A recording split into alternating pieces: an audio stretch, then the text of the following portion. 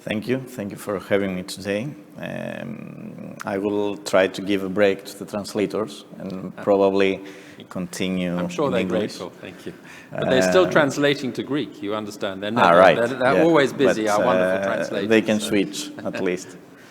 I'm representing Enel. Enel in these 2 last decades has undergone a magnificent journey in the energy world, becoming now the leading energy utility in the world.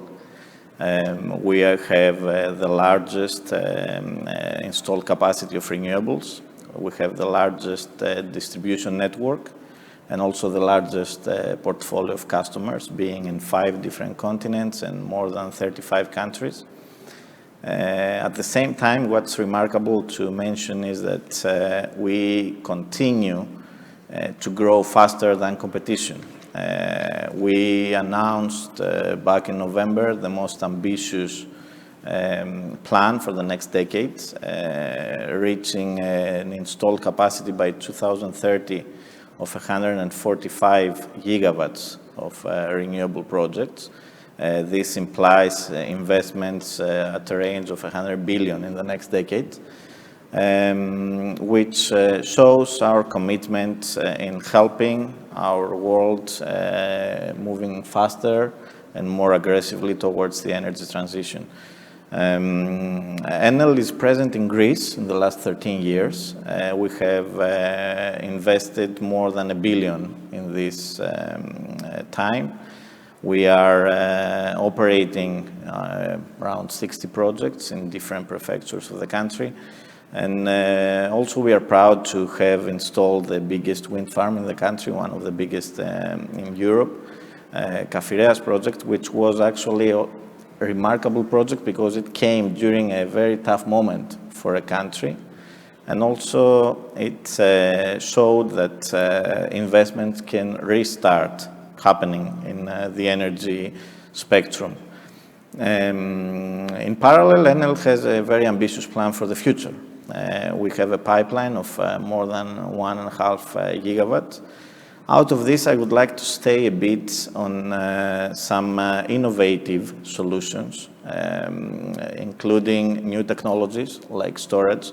There are some dispatchable power generation units in Western Macedonia and in Crete, 2 areas which really can attract investors' interest in the coming years, given the sensitive matters that decarbonization and also interconnection has caused.